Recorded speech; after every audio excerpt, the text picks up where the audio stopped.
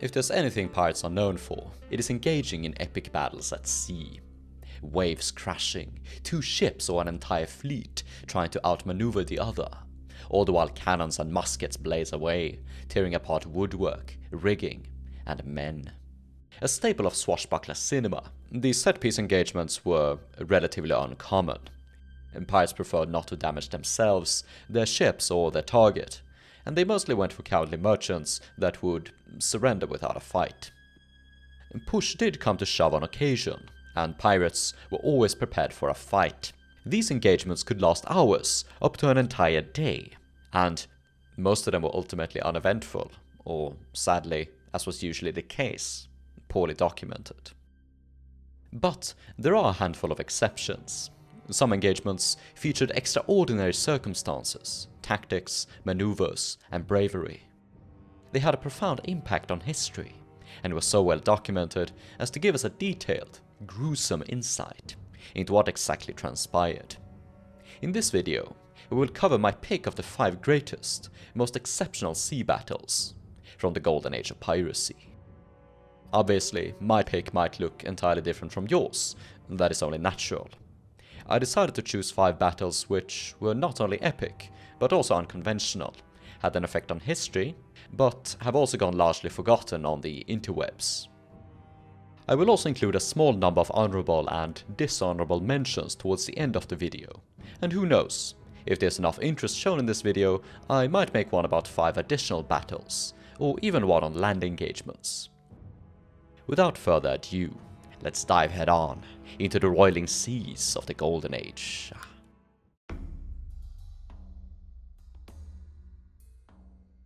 Chances are that you've heard of Admiral Sir Henry Morgan, lovingly called Admiral Harry by the Buccaneers.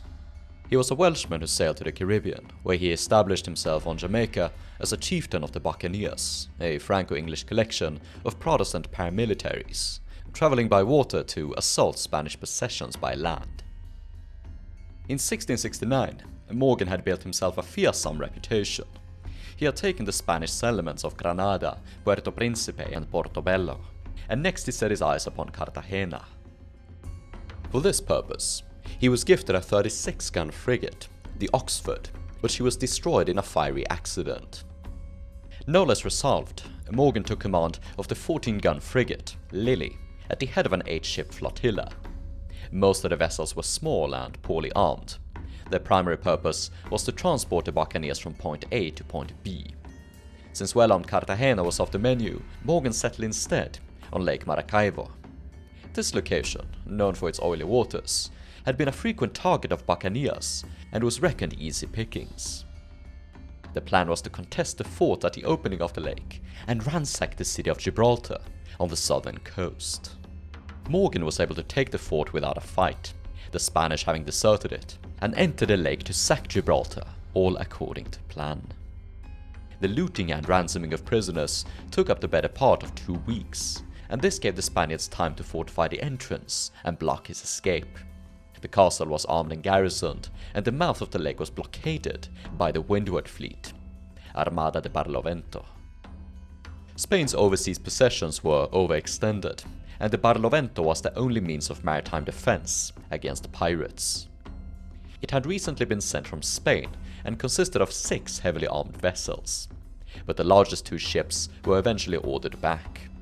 On their way to Maracaibo, another vessel was lost in a storm, leaving only 3 to combat the pirates. The Magdalene, carrying 48 guns and 250 men. The Santa Luisa, carrying 38 guns and 200 men. La Marquesa, of 24 guns and 150 men. The problem with the fleet was that it struggled at finding and tracking down pirates, but now it had them trapped in the middle of a lake and seriously outgunned. The Spanish admiral sent a letter to Morgan, demanding his surrender. Morgan had the letter read aloud to his men, and together, they resolved to make a stand. Being so seriously outgunned, Morgan decided to employ a trick.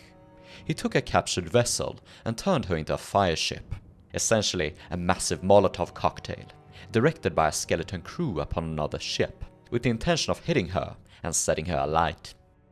All of the pitch, tar and brimstone the buccaneers could find was combined with gunpowder, palm leaves and tar into combustible weaponry and loaded aboard the ship. The ship itself was modified to make her more suitable for her devilish task. Certain sections were cut down to make her explode more effectively. They even cut new gun ports, in which they mounted counterfeit cannons, large drums painted black, under which were placed pounds of gunpowder. Upon the decks of the ship were mounted dummies, dressed up like men with hats and montero caps, swords, muskets, and bandoliers. A skeleton crew of 12 were left aboard the fireship to set her upon the enemy. When the fireship was finished, on April 30, 1669, Morgan's fleet set sail. They found the Spanish fleet riding at anchor in the middle of the entry of the lake. As the next day dawned, the fleets moved upon each other. The fireship, larger than the rest and sailing ahead of them, grappled the 48-gun flagship, and when the Spaniards realized what happened, it was too late. The fire spread quickly, soon engulfing the admiral and forcing the Spanish to abandon ship. Upon seeing this, the second Spanish ship legged it back to the castle, where they deliberately sunk their vessel, rather than to leave it in the hands of the pirates. They set her on fire to prevent the buccaneers from retrieving any loot. This left only the Marquesa to defend herself against a swarm of 8 vessels. Morgan boarded and took her without much of a fight. Emboldened by the victory, the buccaneers ran ashore and intended to take the castle, but being poorly armed, found themselves repulsed by Spanish cannons and musketry. They spent the rest of the day harassing the castle, until the cover of night allowed them to move close and try to throw in some grenades. But the Spanish repulsed them, and they finally retreated, after sustaining heavy casualties. Morgan transferred his captaincy over to La Marquesa, making her his new flagship. A turncoat pilot informed him that treasure was to be found aboard the sunken ships, and while planning an attack against the fort, the buccaneers carried out a short salvaging operation.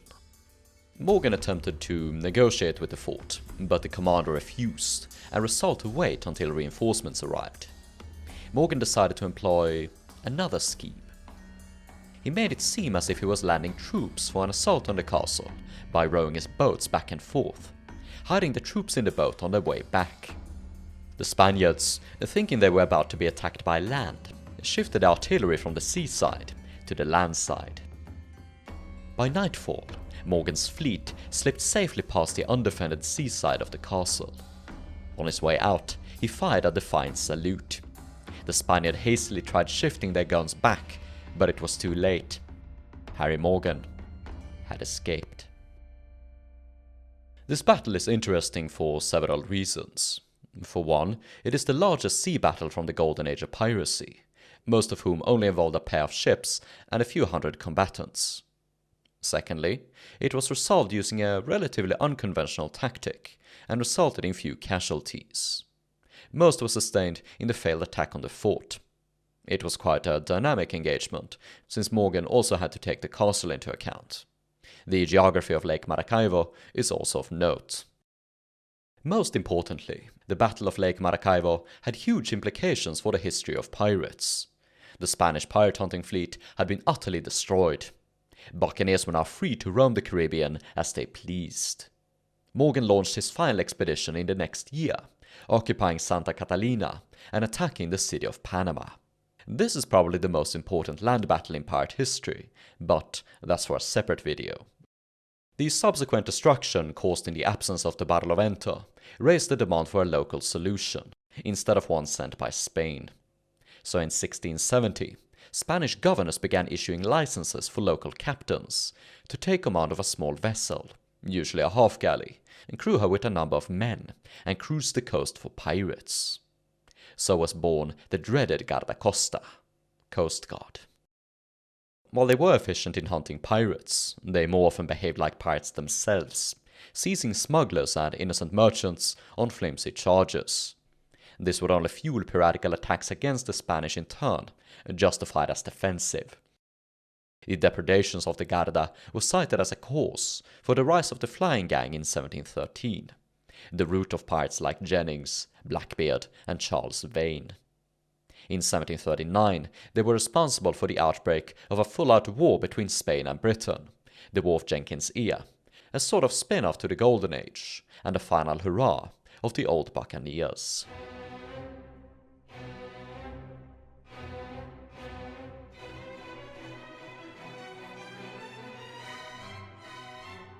In 1679, a group of buccaneers commanded by John Coxon and Bartholomew Sharp crossed the Panama Isthmus, intending to do what no buccaneers had done before them: attack the rich and undefended settlements of the Spanish South Pacific.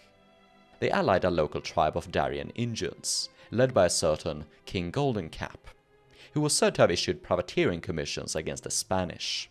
This might have been a flimsy justification written by the buccaneers. This expedition, commonly called the Pacific Adventure, is the most well-documented pirate expedition in history, and the subject of this video, one of the most well-documented pirate battles. And together with their native allies, the buccaneers entered the Pacific by river in a fleet of canoes and piraguas. Piraguas are essentially two canoes smashed into one, and both were often mounted with sails and rigging, but they were primarily propelled by rowing. As the buccaneers steered towards the city of Panama, they came upon a Spanish fleet anchored off the island of Perico. 3 of the Spanish barks weighed anchor and hoisted their sails. They were bound for the pirates. The barks had been equipped specifically for the piratical incursion. The largest was commanded by the High Admiral of the South Sea, Don Jacinto de Barahona, and crewed by 86 Basques, said to be the best mariners of the Spanish Empire. The second was captained by Don Francisco de Peralta, and crewed by 77 blacks. The third was commanded by Don Diego de Carabajal, and crewed by 65 mulattoes. All of the barks were furnished with cannons, but it's uncertain how many. As for the buccaneers, accounts differ as to their numbers, going as low as 68 and as high as 200. In terms of vessels, they were at a huge disadvantage, their numbers distributed among small canoes and 2 or 3 piraguas, each of these vessels unable to carry more than 8, 10 or 15 men. Their strong point was their muskets. The buccaneers were expert marksmen. The boats were commanded by 4 men, the aforementioned King Golden Cap, Admiral Coxon, Captain Peter Harris, and Captain Sawkins, a buccaneer firebrand who had previously been shot in the head by an arrow and survived. The canoe fleet split in 2, and Carvajal decided to sail in between and bombard both sides. Sailing between 2 enemies was actually a great move, since it allowed you to focus both of your sides on the enemy, and the enemy's lines would fire upon each other. That's a bit of foreshadowing to you. When gunfire turned general, 4 men dropped in Sawkins' canoe. In return, the buccaneers' furious volley killed many more men on the bark, as it glided past through the thickening curtain of smoke. Next in line came the Admiral's bark, hoping to pierce through in the same fashion. But the buccaneers gunned down his helmsman. Without anyone to steer the tiller, the Admiral ran into the wind and came to a complete stop. Coxon ordered a charge. Constant fire was kept on the boat, bodies fell, their volleys even cut down the Admiral's mainsail. When it was obvious he would lose, the buccaneers offered him quarter. To no avail. The Admiral would fight until the end. The battle was utter chaos. Sawkins' canoe had been blown to bits and had to swiftly be abandoned in favor of a piragua, from which he led the fight against Peralta. He came alongside the Spaniards, and the 2 exchanged a furious fight. Being so under fire, the Admiral signaled with a handkerchief for Carabajal to come about and relieve him. 2/3 of his crew were dead or wounded. But when a good wind picked up, Carabajal opted for the coward's route: escape. The Admiral saw the writing clear on the wall and tried the same, but the buccaneers rowed close and wedged his rudder, so he couldn't turn. In the next volley, both the Admiral and the chief pilot were killed, forcing the survivors to surrender. Coxon entered the Admiral like some kind of hero, finding it a fine and bloody mess. Captain Harris had been shot through both of his legs. He and the other wounded were left aboard the bark. Coxswain mustered his fresh lads aboard 2 intact canoes and rowed off to relieve Captain Sawkins. The buccaneers said that there were no men in this world braver than those Spaniards. 3 times, Sawkins had been beaten from the board by Peralta, but when the reinforcements came and fired on Peralta, a Spanish jar of powder blew up by accident, killing several men, burning others, and sending them into the sea. No sooner did Peralta himself leap headlong into the water to save his own men, all whilst under fire from the buccaneers. Another jar of powder blew up in the bark's fore, and the smoke gave cover for a 4th assault by Sawkins, finally taking the bark. The battle was over. One of the participants of the battle, Basil Ringrose, described the aftermath as follows. For not one man there was found, but was either killed, desperately wounded, or horribly burnt with powder, insomuch that their black skins were turned white in several places, the powder having torn it from their flesh and bones. The Admiral's crew was in no better spot. Only 25 of the original 86 had survived, only 5 of whom were able to bear arms. There was scarce one man in this brutal scene that was free from blood, and it ran down the decks and through the scuppers in whole streams. As for the buccaneers, they had 18 killed and 34 wounded. Amongst them was the valiant Captain Peter Harris, born in Kent, now dead in these foreign waters. Peralta said of the buccaneers that they were valiant men who fought them honestly and in the open. Certainly, this battle was one of the bloodiest and most impressive in pirate history. Aside from the well-documented maneuvers and gory details, the battle had a profound impact on pirate history. It opened up the Pacific for piratical incursions. Though this expedition in particular wouldn't be especially successful, it inspired countless other captains to give it a shot. Well into the 1720s, the Spanish Pacific, from the Straits of Magellan to Baja California, from Panama to the Philippines, would be haunted by pirates and privateers alike. On a more immediate turn, the battle allowed for the victorious buccaneers to capture La Santísima Trinidad, one of the best-built ships of the Golden Age. The pirates would modify her into one of the fastest vessels that ever cruised them seas, and she'd saved their scurvy hides on more than one occasion.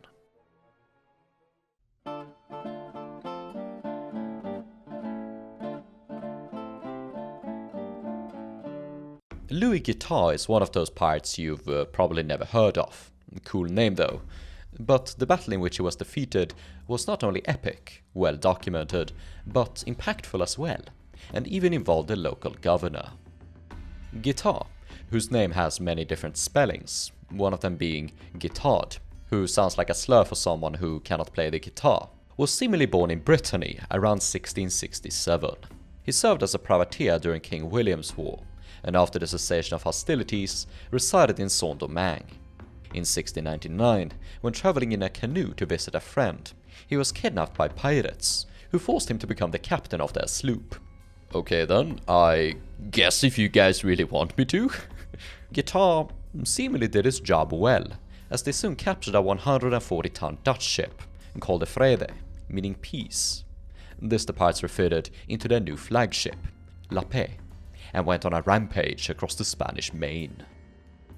By the year 1700, La Paix had ended up in New England, accompanied by a 6-gun consort and several prize ships. By the end of April, he entered Chesapeake Bay, having been assured that it was only protected by a small 16-gun vessel. Unbeknownst to Guitar, the 28-gun, 115-man frigate, HMS Shoreham, had arrived just 2 weeks earlier. Entering Lynnhaven Bay, Guitar seized the merchant vessel, and thinking himself safe, proceeded to plunder her. In the confusion, a tiny vessel sped away to alert the authorities. Arriving on the same day, Captain Passenger began preparing the Shoreham, while Governor Francis Nicholson rode out to muster the militia, announcing the following. And I do hereby promise to any person or persons who shall take or kill any pirate that shall belong to either of those 3 or 4 pirate ships or vessels now in Lynnhaven Bay, a reward of £20 sterling for each pirate that they shall either take or kill. The Shoreham slowly made her passage up the James River, allowing the governor to catch up to him and come aboard. At 4 AM on April 29, La Paix was spotted lying at anchor. The pirates got under sail with the intention of getting to windward and boarding the Shoreham. The Shoreham responded by getting to windward herself and firing a gun, the pirates hoisting their red colours and firing a reply. Guitar and his men were taken entirely by surprise. They took the Shoreham for a merchant and presently had only 20 guns mounted. Though the pirates outnumbered those aboard the Shoreham, 160 to 120, most of the Navy men being young and unskilled. Most of the pirates were hung over from last night's bout of drinking. The pirates had constantly attempted to get close and board the Shoreham, but she sailed better than the pirate, in keeping the windward position, and was thus able to dictate the terms of the fight, and the ship free of gun smoke. They kept the pirate within constant pistol shot, around 300 feet, at which distance the ships bombarded each other with muskets and cannonry. Governor Nicholson served as an important morale boost for the Navy, inspiring and even offering them gold as a motivator. The fight lasted for 12 hours, during which the Shoreham expended 27 barrels of gunpowder and 1,671 shot. By the end of it, the pirates' mast and rigging had been shot to shatters, several guns had been unmounted, the hull almost beaten to pieces, and 24 pirates killed. As they closed in on the shore, the pirate put his helm to lee, but having no sufficient rigging left to control the sails, the wind drove the pirates aback and aground. Before the pirates could salvage this horrible situation, the Shoreham harassed them so much with muskets and grape shot that the pirates had to flee below deck. With the pirate ship run ashore, the Shoreham dropped anchor, training her guns on the defenseless target. Meanwhile below deck, Guitar and his desperate survivors threatened to ignite the powder magazine and blow themselves and their 50 or so captives to kingdom come. The prisoners pleaded for the pirates to surrender, so one of the captives was thrown overboard and forced to swim to the Shoreham with a message. The captive told Governor Nicholson that if the pirates would not be granted quarter and a pardon, they'd blow the ship up. Nicholson responded with the following: whereas Captain Lewis, in command of the La Paix, has preferred to surrender himself, men and ship, together with what effects thereunto belong, provided he may have quarter, which I grant him on performance of same, and refer him and his men to the mercy of my royal master, King William III, whom God preserve. Seeing no other choice, Guitar and 118 of his pirates surrendered, and 2 others had been sleeping aboard one of the prize ships, and a third had swam ashore where he was citizen arrested. 8 of the pirates would die of their wounds in prison, and the survivors were sent to trial in England. In November of 1700, Guitar and 23 of his men were hanged in the outskirts of London. Shoreham had only 4 men killed and 6 wounded, and 2 of whom would later die. The battle wasn't the largest in scale, but larger and more dramatic than most pirate engagements. It is also quite colourful, involving a governor motivating his young but brave men, a captain deploying expert tactics, and a desperate crew of drunken pirates, threatening to blow their ship up. It serves as an excellent example of when pirates were the most susceptible, when caught by surprise, drunk, and victims of poor intelligence gathering. Had Louis Guitar known of the Shoreham's presence, he likely would have departed and continued his pirating rampage for Lord knows how long. As for lasting effects, the New England coast had been haunted by pirates, but this glorious triumph struck such fear into their hearts that most of them were driven away. In 1701, Captain Neville of the Lincoln could confidently report, "No pirates upon this coast since that the Shoreham took."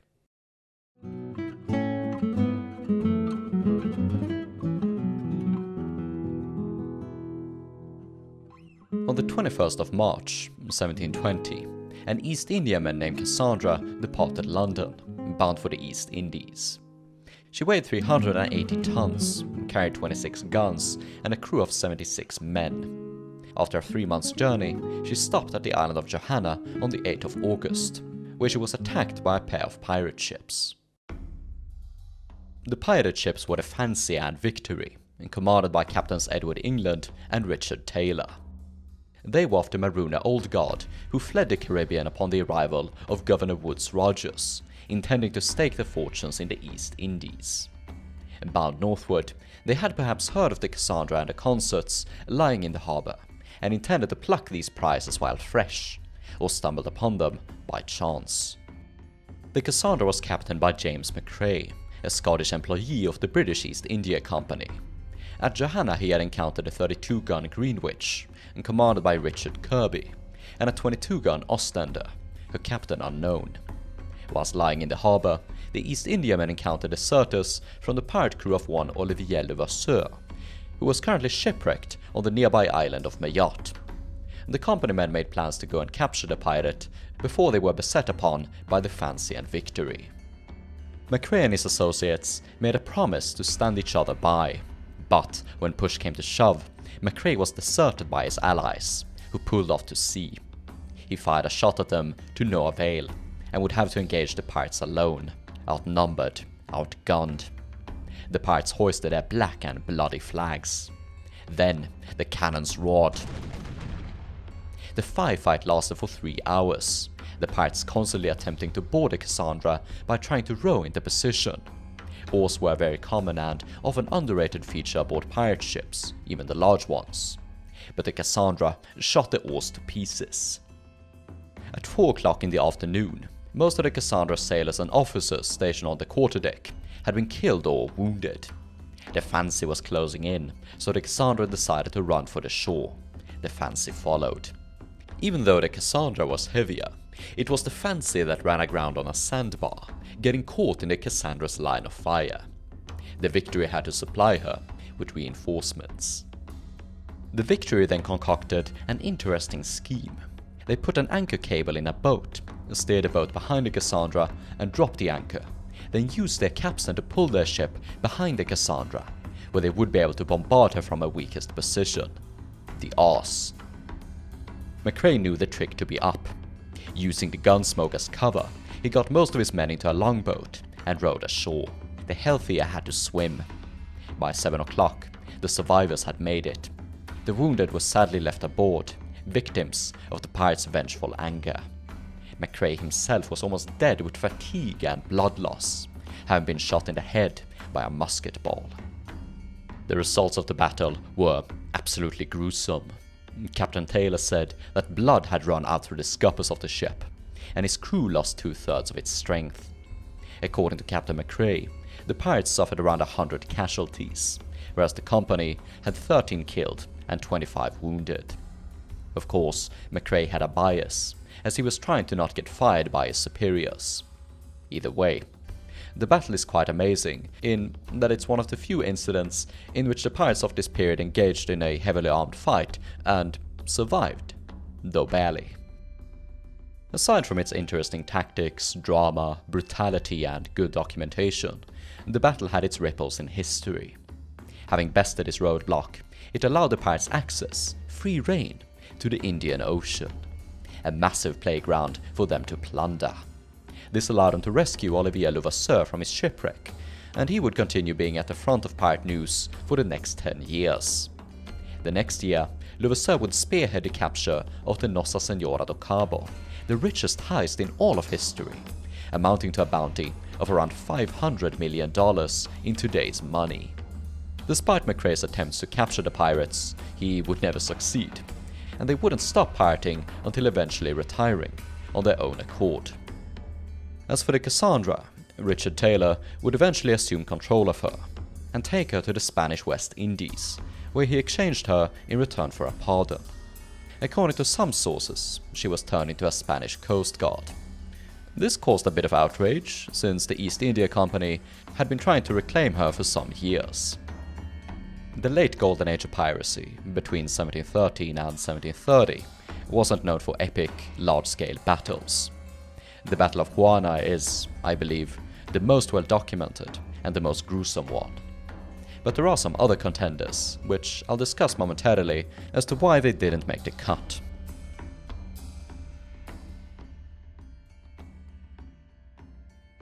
It seems that one of the most epic sea battles of the entire Golden Age was also one of the most poorly documented ones.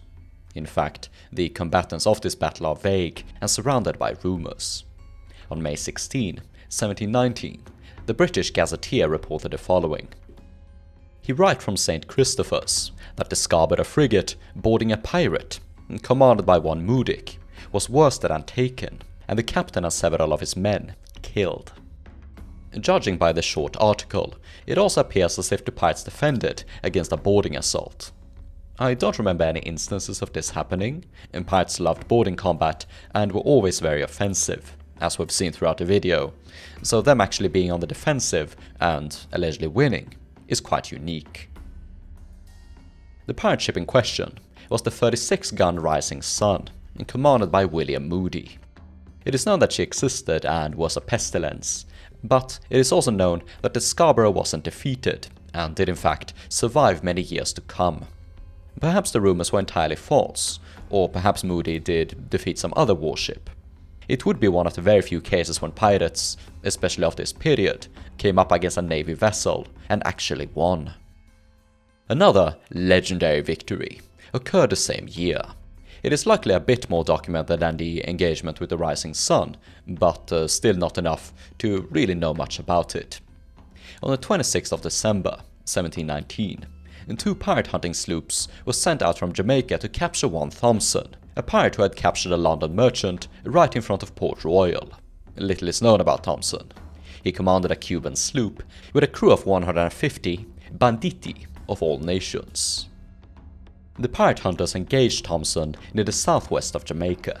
The pirates showed no sign of cowardice, but hoisted their black flag and went right at him. The first vessel came alongside Thompson, and after an obstinate dispute, the pirates began lobbing fireworks, powder flasks, grenado shells and stink pots, which killed and wounded several and made others jump overboard. 17 of the survivors managed to escape to the other pirate hunter, which was so terrified that they decided to retreat. It is a shame that we know next to nothing about this Thompson, because his victory over the 2 pirate hunters was possibly the greatest in the late Golden Age of Piracy, cementing this unknown pirate as one of the biggest badasses of the period. To learn of another certified badass of the Golden Age, we have to turn back the watch several decades, to the year 1687. Joseph Bannister was a merchant turned pirate, who escaped Port Royal by sailing right underneath the guns of its fort. Governor Molesworth deployed 2 pirate hunters to find the pirate, the HMS Falcon and the HMS Drake. HMS Drake was actually illustrated by Willem van der Velde, so we know for a fact what she looked like. Bannister was caught on the 4th of July, 1686, and cornered in his base of operations in Juana Bay, in what is now the Eastern Dominican Republic. From the stronghold, he would capture prizes traveling through the Mona Passage. Against the Navymen's expectations, Bannister had prepared. He had erected a pair of batteries and mounted them with cannons, and beached his ship in order to careen it. Using this fortified position, Bannister was able to kill 23 of the attackers before they ran out of ammunition and retired. Some have called it a victory for Bannister, but it was only really a stalemate.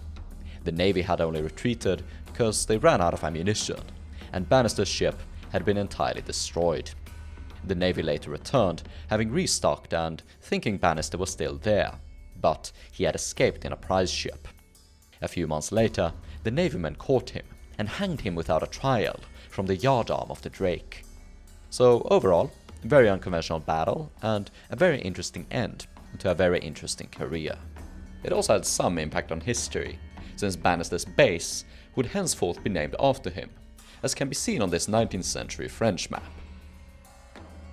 Before diving into the final battle on our list, I'm going to cover a handful of dishonorable mentions, named such because you hear about them all the time when people talk about pirate battles, despite not being so impactful or epic as some would like you to believe. And for sure, I have to say, these battles are interesting, but they are very much overrated and should take a step back and let some lesser known stories have the spotlight. Most prominent is the legendary defeat of Blackbeard at Ocracoke. Whilst the story of Blackbeard's demise and the political intrigue leading up to and coming after it are very interesting, the battle itself wasn't really out of the ordinary. You had 2 small sloops carrying a handful of guns, with less than 40 men total between them. The tactics were interesting. The Navy used oars, and Blackbeard maintained a good position to continuously escape while still bombarding his enemy, and Lieutenant Maynard then used deception to lure Blackbeard aboard his ship, only to spring the trap on him and kill the pirates in close quarters. There are many legends about Blackbeard's performance in the battle, but even dedicated Blackbeard scholars like Kevin Duffus and Baylor C. Brooks agree that it wasn't especially impressive. The Navy didn't sustain a single casualty. Compare that to the blood running out of the scuppers, or men with their skins scorched off by gunpowder in the previous battles between hundreds of souls, and yeah, it's not especially impressive.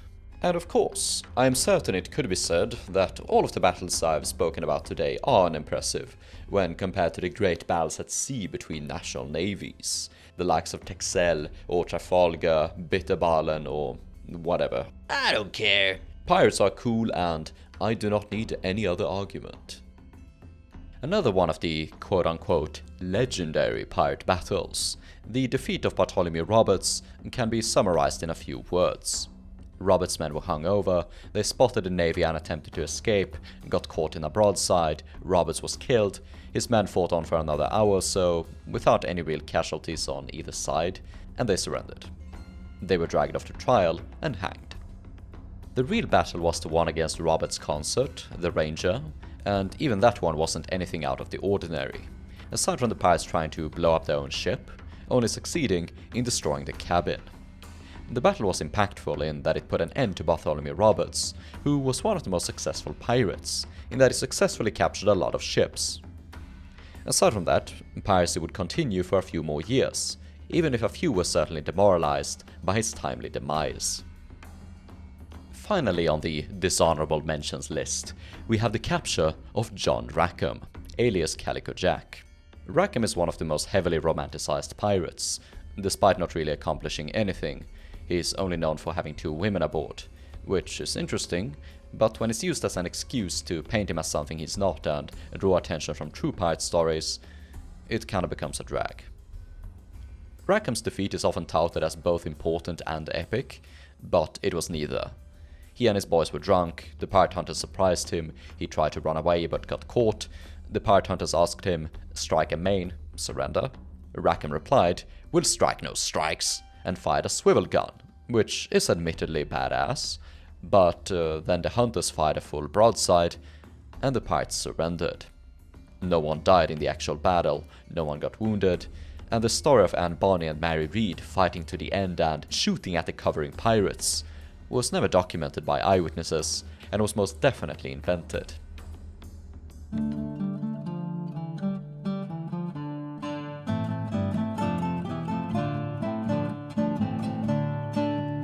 It is appropriate that we end this episode on epic sea battles, in the one fought by one of the most picturesque swashbucklers of the Golden Age, Dutchman Laurens de Graaf.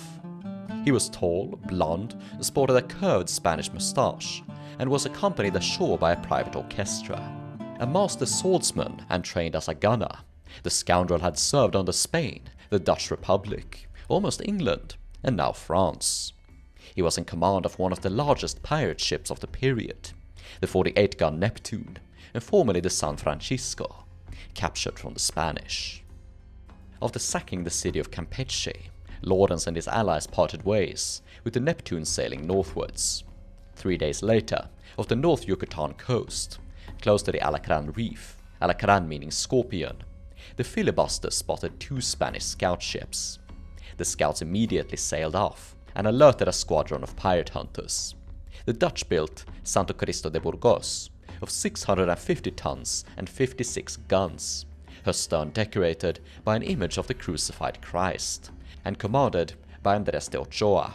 Being physically ill to the point of incapacitation, he nonetheless refused to leave the quarterdeck.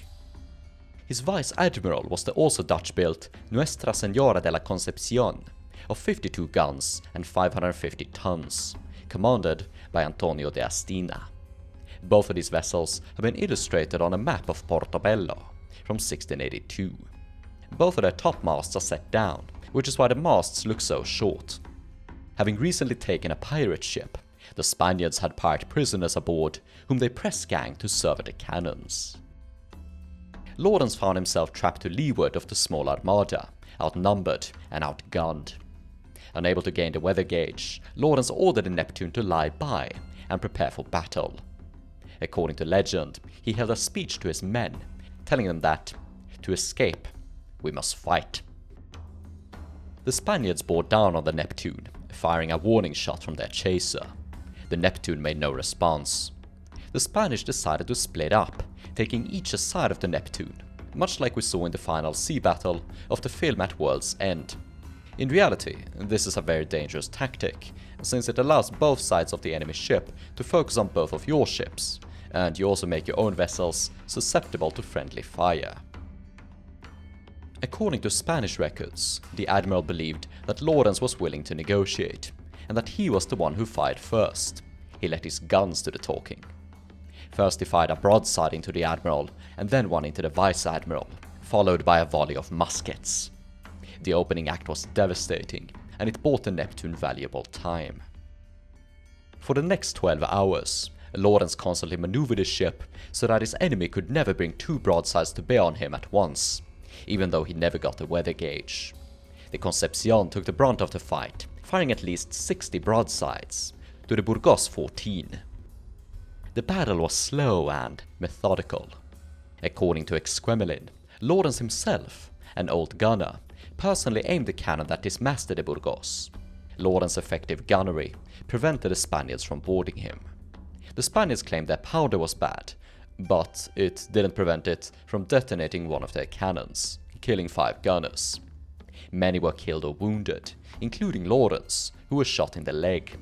He was carried below deck, but when his crew lost heart and their gunnery slackened, he got up again, took his sword and pistol, and rallied the crew back into the fight. At nightfall, the ships stood off from each other to tend their wounded, mend the rigging, and repair their ships.